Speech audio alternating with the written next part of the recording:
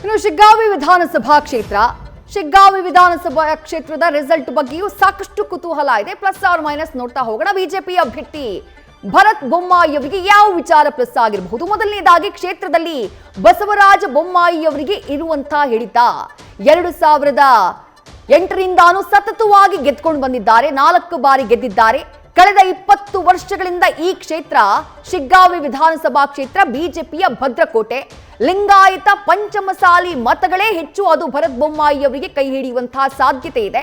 ಜೊತೆಗೆ ಬಸವರಾಜ ಬೊಮ್ಮಾಯಿ ಅವರ ಚುನಾವಣಾ ತಂತ್ರಗಾರಿಕೆ ಪುತ್ರ ಭರತ್ ಬೊಮ್ಮಾಯಿ ಅವರಿಗೆ ಪ್ಲಸ್ ಆಗಿರುವಂತಹ ಸಾಧ್ಯತೆ ಇದೆ. ಇದರ ಜೊತೆಗೆ ಕ್ಷೇತ್ರದಲ್ಲಿ ಬಿಜೆಪಿ ಕಾರ್ಯಕರ್ತರು ಒಗ್ಗಟ್ಟಿನ ಕೆಲಸವನ್ನ ಮಾಡಿದ್ದಾರೆ, ಒಟ್ಟಾಗಿ ಕೆಲಸವನ್ನ ಮಾಡಿದ್ದಾರೆ. ಈ ಎಲ್ಲಾ ವಿಚಾರಗಳು ಬಸವರಾಜ ಬೊಮ್ಮಾಯಿ ಅವರ ಪುತ್ರ ಶಿಗ್ಗಾವಿಯ ಬಿಜೆಪಿ ಅಭ್ಯರ್ಥಿಯಾಗಿರುವಂತಹ ಮೊದಲ ಬಾರಿಗೆ ಚುನಾವಣಾ ಅಖಾಡಕ್ಕೆ ಇಳಿದಿರುವಂತಹ ಭರತ್ ಬೊಮ್ಮಾಯಿ ಅವರಿಗೆ ಪ್ಲಸ್ ಆಗಿರುವಂತಹ ಸಾಧ್ಯತೆ ಇದೆ. ಹಾಗಾದ್ರೆ ಮೈನಸ್ ಆಗಿರಬಹುದಾದಂತಹ ವಿಚಾರಗಳೇನು?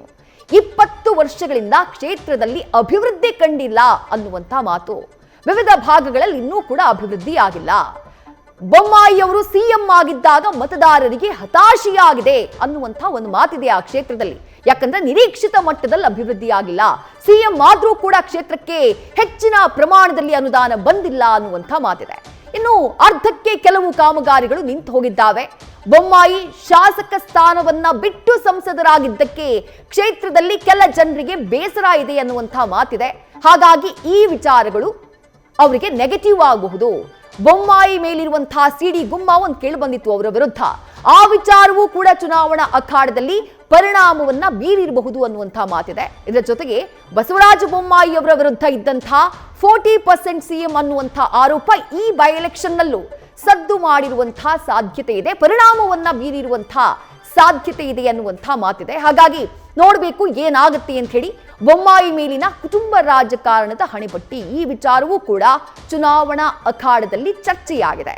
ಹಾಗಾಗಿ ಇದು ಯಾವ ರೀತಿ ಪರಿಣಾಮವನ್ನ ಬೀರಿರುತ್ತೆ ಅನ್ನೋದು ರಿಸಲ್ಟ್ ಬಂದಂತಹ ಸಂದರ್ಭದಲ್ಲಿ ಗೊತ್ತಾಗುತ್ತೆ. ಇನ್ನು ಇವರ ವಿರುದ್ಧ ಅಖಾಡದಲ್ಲಿರೋದು ಕಾಂಗ್ರೆಸ್ನ ಯಾಸಿರ್ ಖಾನ್ ಪಠಾಣ್. ಕಳೆದ ಬಾರಿ ಬೊಮ್ಮಾಯಿ ಅವರ ವಿರುದ್ಧ ಸೋತವರು. ಈಗ ಮತ್ತೆ ಅವರಿಗೆ ಟಿಕೆಟ್ ಕೊಟ್ಟಿದೆ ಕಾಂಗ್ರೆಸ್ ಪಾರ್ಟಿ. ಅವರು ನಿಂತಿದ್ದಾರೆ, ಚುನಾವಣೆಯನ್ನ ಎದುರಿಸಿದ್ದಾರೆ. ಪ್ಲಸ್ ಏನಾಗಬಹುದು? ರಾಜ್ಯದಲ್ಲಿ ಆಡಳಿತದಲ್ಲಿರೋದು ಕಾಂಗ್ರೆಸ್ ಸರ್ಕಾರ. ಕಾಂಗ್ರೆಸ್ ಸರ್ಕಾರವೇ ಆಡಳಿತದಲ್ಲಿರೋದ್ರಿಂದ ಆ ಪಾಯಿಂಟ್ ಅವರಿಗೆ ಪ್ಲಸ್ ಆಗಬಹುದು. ಕಳೆದ ಲೋಕಸಭಾದಲ್ಲಿ ಶಿಗ್ಗಾವಿಯಲ್ಲಿ ಹೆಚ್ಚಿನ ಮತಗಳನ್ನ ಪಡೆಯುವಲ್ಲಿ ಕಾಂಗ್ರೆಸ್ ಸಕ್ಸಸ್ ಆಗಿತ್ತು. ಈ ಬಾರಿಯ ಬೈ ಎಲೆಕ್ಷನ್ ನಲ್ಲೂ ಆ ರಿಸಲ್ಟ್ ಬರಬಹುದೇನೋ ಅನ್ನುವಂತಹ ನಿರೀಕ್ಷೆ. ಅಲ್ಪಸಂಖ್ಯಾತರ ಮತ ಹೆಚ್ಚಿರುವುದರಿಂದ ಈ ಕ್ಷೇತ್ರದಲ್ಲಿ ಅದರಿಂದ ಲಾಭದ ಲೆಕ್ಕಾಚಾರವನ್ನ ಕಾಂಗ್ರೆಸ್ ಪಾಳಿಯ ಹಾಕೊಂಡಿದೆ. ಅದು ಕೂಡ ಗೆಲುವಿಗೆ ಕಾರಣ ಆಗಬಹುದು ಅನ್ನುವಂತಹ ನಿರೀಕ್ಷೆ ಇದೆ. ಯಾಸಿರ್ ಖಾನ್ ಪಠಾಣ್ ಅವರಿಗೆ ಮೈನಸ್ ಏನಾಗಬಹುದು? ಸ್ಥಳೀಯವಾಗಿ ಪಕ್ಷದಲ್ಲಿರುವಂತಹ ದೊಡ್ಡ ಭಿನ್ನ ಮತಗಳು. ಅಜ್ಜಂಪೀರ್ ಖಾದ್ರಿ ಅವರೇ ಆರಂಭದಲ್ಲಿ ಯಾವ ರೀತಿ ರೆಬಲ್ ಆದ್ರು ಅನ್ನುವುದನ್ನ ಕ್ಷೇತ್ರದ ಜನ ಗಮನಿಸಿದ್ದಾರೆ. ಆ ನಂತರ ಒಟ್ಟಾದ್ರೂ ಬಿಡಿ, ಸ್ಥಳೀಯವಾಗಿ ಪಕ್ಷದಲ್ಲಿ ಭಿನ್ನಮತ ಅಂತೂ ಇದ್ದೇ ಇತ್ತು. ಅದು ಯಾಸಿರ್ ಖಾನ್ ಪಠಾಣ್ ಅವರಿಗೆ ನೆಗೆಟಿವ್ ಆಗಿರಬಹುದು. ಹೊಂದಾಣಿಕೆ ರಾಜಕಾರಣ ನಡೀತಾ ಇದೆ ಅನ್ನುವಂತಹ ಕೂಗು ಇಲ್ಲಿ ಬಹಳ ವರ್ಷಗಳಿಂದ ಇದೆ. ಬಸವರಾಜ ಬೊಮ್ಮಾಯಿ ಅವರು ಸ್ಪರ್ಧೆ ಮಾಡ್ತಿದ್ದಂತಹ ಸಮಯದಿಂದಾನೂ ಇದೆ. ಟಿಕೆಟ್ ಪಡೆಯೋಕೆ ಬಿಜೆಪಿಯ ಜೊತೆಗೆ ಒಳ ಒಪ್ಪಂದವನ್ನ ಮಾಡಿಕೊಂಡಿದ್ದಾರೆ ಅನ್ನುವಂತಹ ಆರೋಪವನ್ನ ಖುದ್ದು ಅಜ್ಜಂಪೀರ್ ಖಾದ್ರಿ ಅವರೇ ಮಾಡಿಬಿಟ್ರು ಆರಂಭದಲ್ಲಿ. ಆ ನಂತರ ಅವರು ಕೈ ಜೋಡಿಸಿದ್ರು ಬಿಡಿ, ಬಟ್ ಆರಂಭದಲ್ಲಿ ಅಂಥದ್ದೊಂದು ಆರೋಪವನ್ನ ಮಾಡಿದ್ರು. ಇನ್ನು ಟಿಕೆಟ್ಗಾಗಿ ಹೊರ ಜಿಲ್ಲೆಯವರ ಪ್ರವೇಶಕ್ಕೆ ಆಕ್ರೋಶ ಇದೆ. ಯಾಕಂದ್ರೆ ಯಾಸಿರ್ ಖಾನ್ ಪಠಾಣ್ ಅವರು ನೇರವಾಗಿ ಹಾನಗಲ್ ಕ್ಷೇತ್ರದವರು ಅನ್ನುವಂಥ ಕಾರಣಕ್ಕಾಗಿ. ಒಟ್ಟಾರೆಯಾಗಿ ಕುತೂಹಲ ಕ್ಷಣಕ್ಕೂ ಹೆಚ್ಚಾಗ್ತಾ ಇದೆ. ಇನ್ನು